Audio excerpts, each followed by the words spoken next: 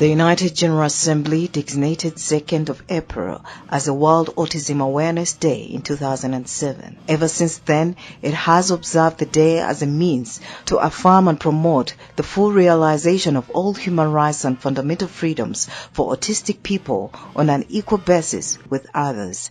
In Uganda, the celebration started with a procession in the morning from Kati Kati Grounds, where the ceremony was held. The procession comprised of different stakeholders from the Autism Society of Uganda. These included civil society organizations, children and parents with autistic children.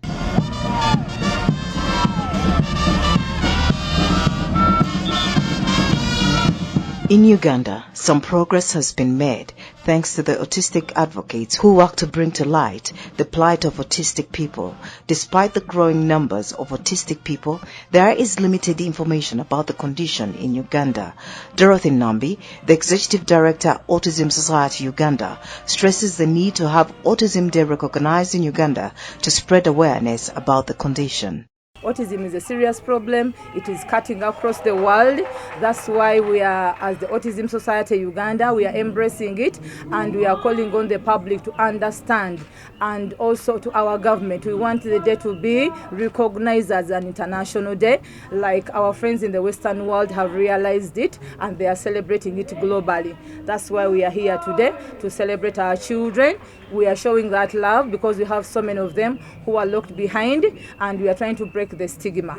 Stakeholders have highlighted the plight of educating autistic children as being lack of trained educators to professionally handle autistic children. They therefore called upon an inclusive practical vocational skills curriculum to equip autistic children with skills. So we are really trying to appeal to the government that when they are developing up the curriculum for education, please, we need a curriculum that can best fit the children on autism spectrum and also other intellectual disabilities, because this is really a challenge where you find that many organizations are lacking the skills to train these children because of lack of training from the government. Where you're putting consideration of special children, especially autism, in the practical or vocational skills, you can see that these children can really come out and do something. Take an example. If you go out there, you can see what they're trying to exhibit. This is the skill.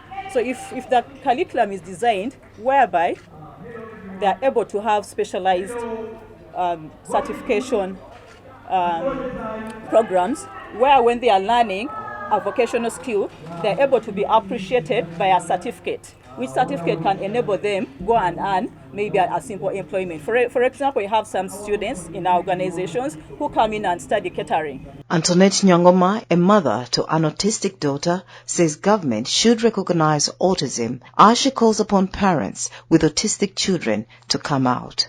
First, we will keep talking until they recognize us, because they talk about the lame, the deaf, but autistic ones and Down syndrome, they don't talk about them. Yeah. But I wish they can talk about them, because now they are coming out maybe. Every day we register 7 to 10. So we don't know where these kids were. Yes, some are still hidden in the houses, but when they hear us talk, they come out. So when they come out, and the government should come out.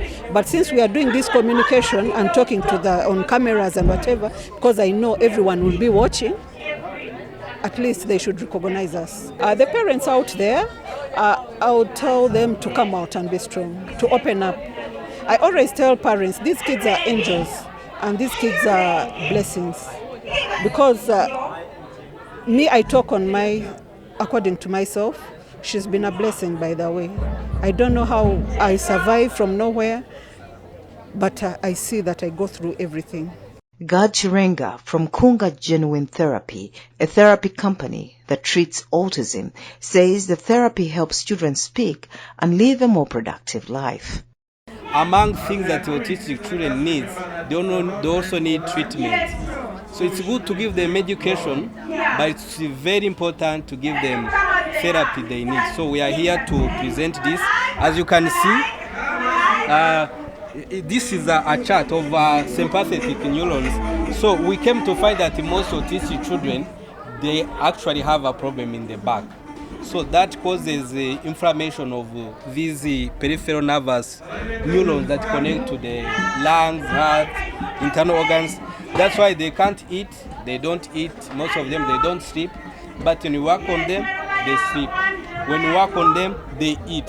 When you work on them, even when you see them, you can't differentiate them from other children. So Autism spectrum disorders are lifelong neurodevelopmental disorders characterized by impairments in social interaction and communication and restricted patterns in behavior, interests, and activity with onset in the 3 years of life.